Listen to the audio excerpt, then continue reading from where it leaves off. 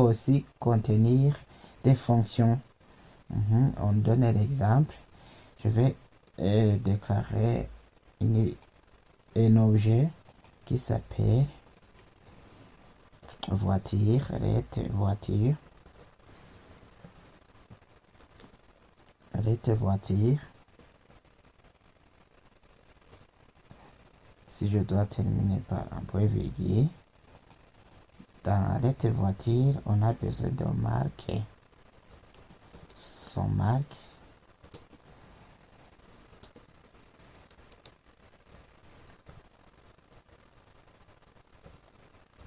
C'est Toyota, virgule.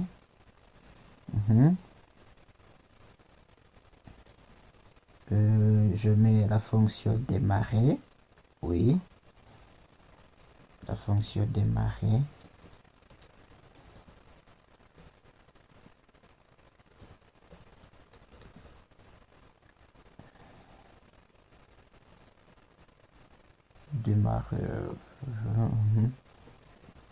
Démarrer function.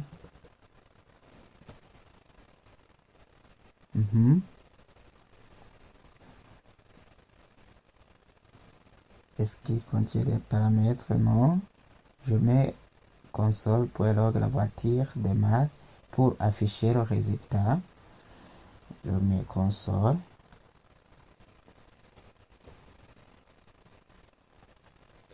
.log.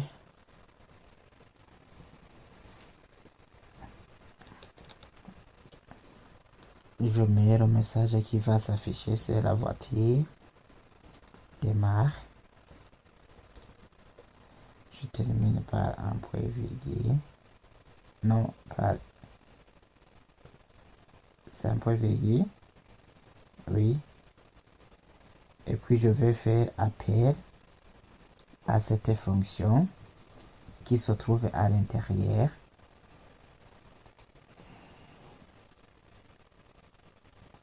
Ici, je mets voiture. Point. Démarre. Entre parenthèses.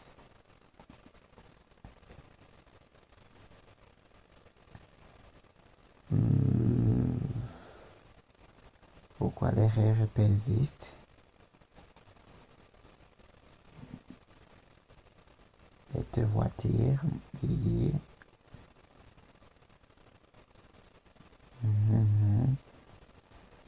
Maintenant ça va. Est-ce que j'ai vu une erreur quelque part? Je ne crois pas.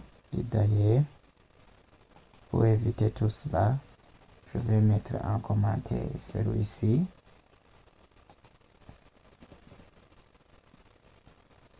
Toujours.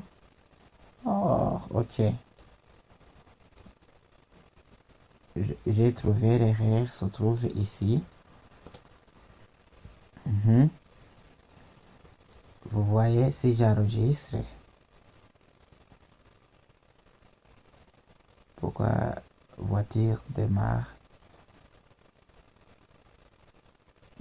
ne s'affiche pas?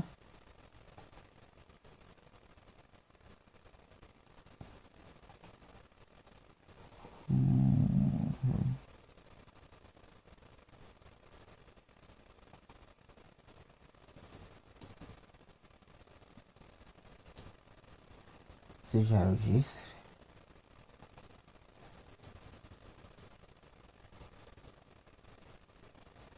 ok, la voiture démarre. C'est le résultat attendu.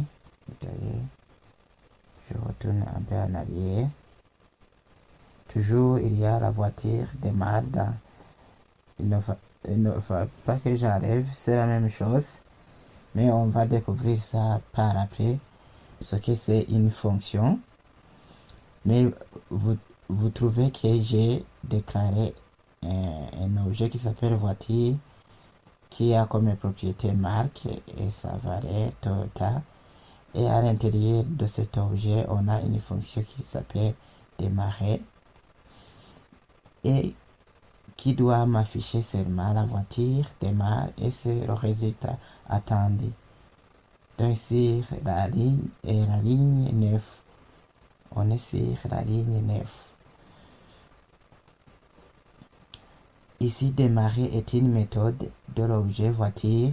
Une méthode, c'est la même chose que une fonction. C'est ce qui rend les objets super puissants et les regroupe de données et comportements. Donc, on donne un exemple plus concret. Imaginez que tu veux gérer un produit dans une boutique en ligne. Je vais déclarer un objet qui s'appelle produit. Et d'ailleurs, pourquoi ne pas prendre celui-ci et faire copier. Mais on ne veut pas un objet qui s'appelle voiture, mais produit. À l'intérieur de produit, on a quoi? On a le nom du produit, son nom, c'est ordinateur.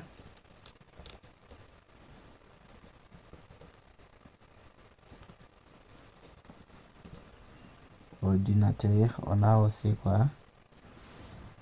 Son prix.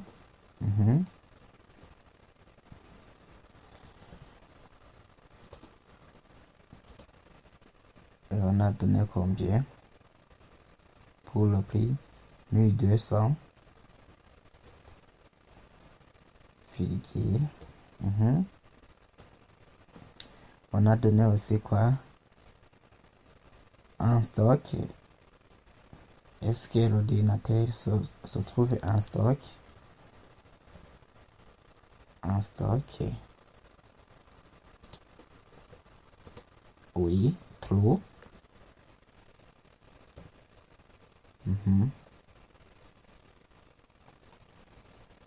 Et on donne une fonction afficher détail. Une fonction qui s'appelle afficher détail. Si je le remplace avec afficher détail, détails,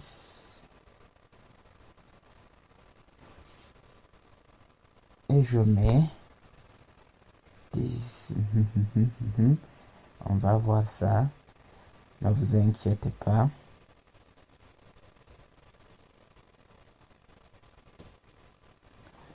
Je mets les back tickets. J'affiche une variable.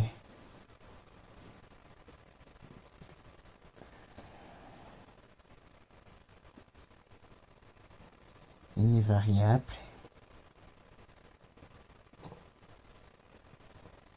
Je mets 10. Point nom. Je vais afficher le nom. Je vais afficher aussi quoi? Daisy. Donc le nom ordinateur. Coûte.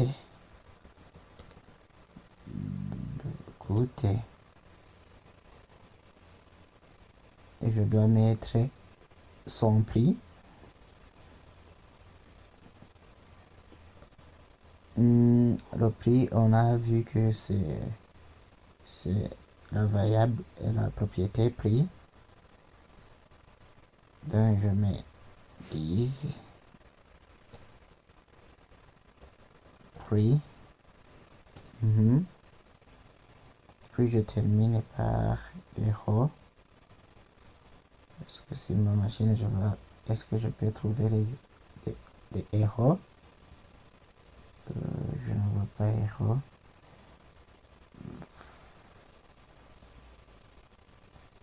Héros. Je manque héros. C'est mon clavier. C'est pour. Est-ce que je peux mettre $? Je laisse $.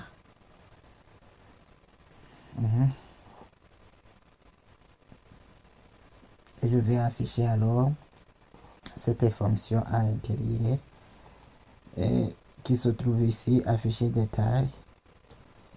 Donc je vais tout d'abord accéder à un objet et je vais afficher détail, les détails, et j'enregistre. Je trouve ordinateur coûte 1200 dollars. Donc pour dire que notre fonction fonctionne normalement, on a déclaré un objet qui s'appelle produit qui a comme propriété nom, prix en stock et une fonction à l'intérieur. Conclusion, les objets en JavaScript sont au cœur du langage. Ils permettent de regrouper des données liées. Oui, c'est ce qu'on a fait. On a fait regrouper les données dans le même objet. Structurer ton code, donc, il nous a permis de structurer le code. Oui. Associer des comportements. Donc, quand on dit les comportements, ce sont des méthodes et aux données. En résumé, les objets, c'est la base pour passer des simples scripts à des vraies applications bien organisées.